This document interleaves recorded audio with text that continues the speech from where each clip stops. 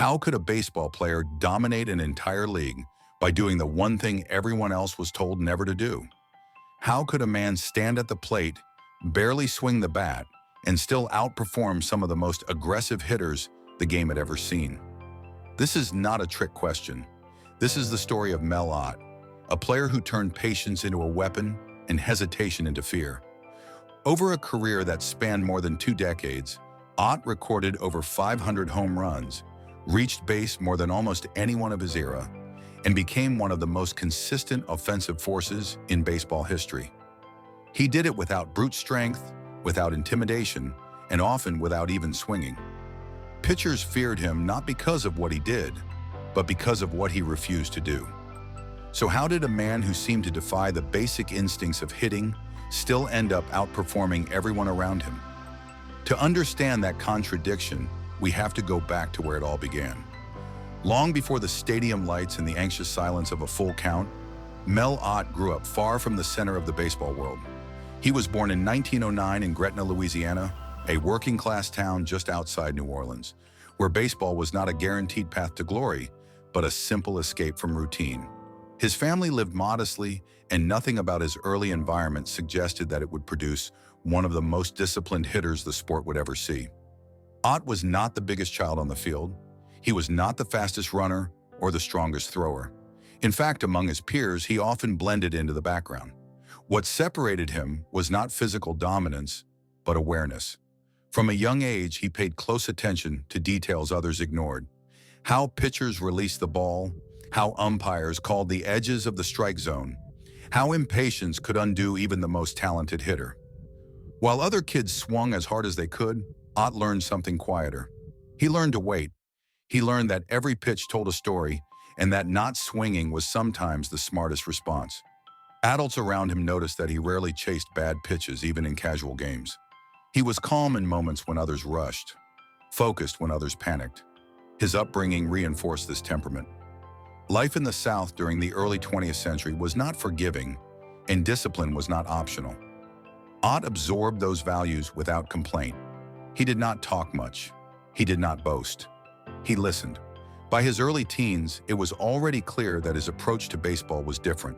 Coaches were unsure what to make of him. His swing looked unusual. His body did not match the expectations of a future power hitter. Yet the results were undeniable. He kept getting on base. He kept winning his matchups. The question followed him even then. Could patience survive at higher levels of the game? Or would the pressures of professional baseball crush a player who refused to swing like everyone else? Mel Ott's path to the major leagues did not begin with hype or headlines. It began quietly, almost accidentally, when his unusual discipline caught the attention of scouts who were used to chasing raw power rather than restraint. At an age when most teenagers were still figuring out their bodies, Ott was already being evaluated not for how hard he hit the ball, but for how rarely he made mistakes. He signed with the New York Giants organization while still extremely young, a bold decision that pulled him out of Louisiana and dropped him into the unforgiving structure of professional baseball. The jump was brutal, the pitching was sharper, the expectations were higher, and the tolerance for hesitation was low. In the early stages of his professional career, Ott struggled to fit the mold. Coaches questioned his swing mechanics. Pitchers tested him relentlessly, flooding the edges of the strike zone and daring him to chase. When he refused, they accused him of being passive. When he waited, they assumed fear. At times, it seemed as though everyone wanted him to become someone else. Yet Ott did not abandon what had brought him this far. Instead, he refined it. He learned which pitches he could afford to ignore. He learned how to stretch at bats until pitchers lost command. He learned that every walk frustrated the opposition just as much as a hit. His major league debut came early, before his body had fully matured. He was not dominant right away. There were games when he looked overmatched, moments when his restraint was mistaken for weakness. But even then, something unusual was happening. He was reaching base more often than expected. He was forcing pitchers to work harder than they wanted to. Teammates began to notice. Managers took interest. While others chased glory one swing at a time, Ott was quietly learning how to control games without theatrics. Still, doubts lingered. Could this approach survive a full season? Could a hitter who refused to swing aggressively truly succeed at the highest level? The answers would come soon, and when they did, they would change the way pitchers approached him forever. The moment Mel Ott truly changed his career did not arrive with a single swing or a dramatic home run. It arrived when he stopped trying to prove anything at all. As pitchers continued to challenge him, Ott began to see a pattern that others missed. They were not attacking him the way they attacked everyone else. They were afraid of his timing, afraid of his ability to wait, afraid of giving him something he could drive. And once Ott understood that fear, he leaned into it completely. Instead of expanding his swing, he shrank his strike zone. Instead of chasing borderline pitches, he ignored them. At first, the results confused fans. Walks piled up, at-bats stretched longer, pitch counts rose. But something else happened too. Pitchers started making mistakes, and when they did, Ott did not miss. This was the season where his numbers stopped looking accidental and started looking intentional. His on-base percentage climbed. His home run totals followed. He was no longer surviving at the plate. He was dictating terms. There were games where Ott reached base repeatedly without swinging at a single bad pitch. Entire innings slowed down because of him. Pitchers lost rhythm. Defenses grew impatient. Managers were forced to intervene. It was psychological warfare disguised as restraint. The league took notice. Opponents began pitching around him deliberately. Some refused to challenge him altogether. Others tried to bait him into swinging early, only to watch him calmly step out of the box and reset. Ott was not reacting anymore. He was controlling. This was the turning point. The moment when his patience stopped being questioned and started being feared. The moment when refusing to swing became his greatest weapon. From that point forward, Mel Ott was no longer just a disciplined hitter. He was a problem no pitcher could solve, and this was only the beginning of his most dominant years. By the time Mel Ott entered his prime, the league no longer debated whether his approach could work. The question had shifted to something far more uncomfortable. How do you stop a hitter who refuses to help you? Season after season, Ott produced with a level of consistency that frustrated opponents and baffled critics. His home run totals kept climbing. His walk numbers reached levels rarely seen in that era. More importantly, his presence at the plate altered entire games. Pitchers did not simply face him. They planned around him, and often those plans still failed. What made this period remarkable was not a single historic season, but the accumulation of pressure he applied year after year. Ott led the National League in home runs multiple times while maintaining elite on-base production. He was selected to all-star teams repeatedly, not because he dazzled crowds with raw aggression, but because he punished mistakes with surgical precision.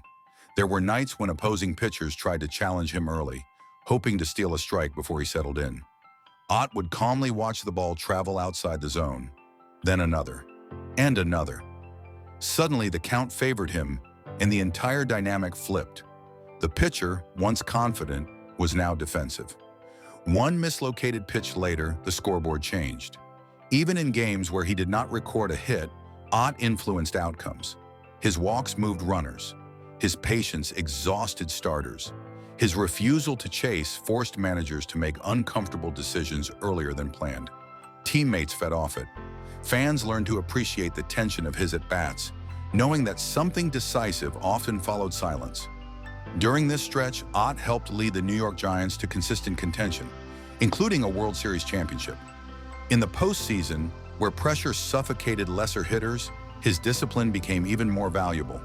While others swung themselves into outs, Ott waited, and pitchers, feeling the weight of October, blinked. Opponents described facing him as mentally draining.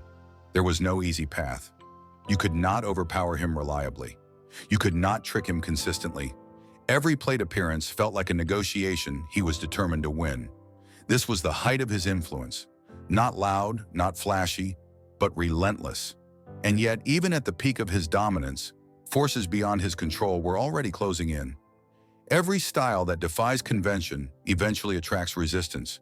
And for Mel Ott, that resistance arrived in the form of doubt disguised as analysis. As his numbers continued to rise, so did the criticism. Writers and rival fans pointed not to his discipline or intelligence, but to his environment. The Polo Grounds, with its unusual dimensions, became a convenient explanation. His home runs were labeled differently: short, cheap, inflated. The implication was clear. His patience was real, but his greatness, they argued, came with an asterisk. Ott never responded publicly. He did not adjust his approach to silence critics. He did not swing more to prove a point. He kept doing what had always worked: waiting, forcing pitchers into mistakes, accepting walks when they refused to challenge him. The noise followed him anyway. Then came the moment that changed everything.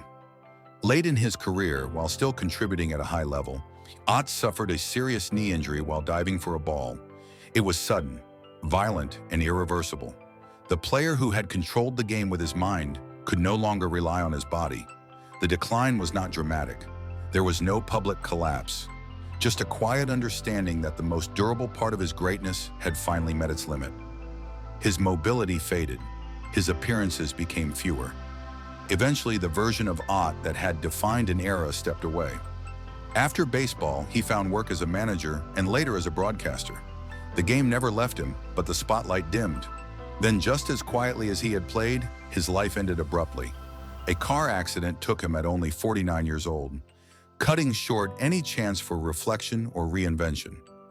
For someone who had mastered patience, time offered no mercy. His story did not end with scandal or disgrace. It ended with absence. And in that absence, a question lingered. What remains when a player wins without spectacle?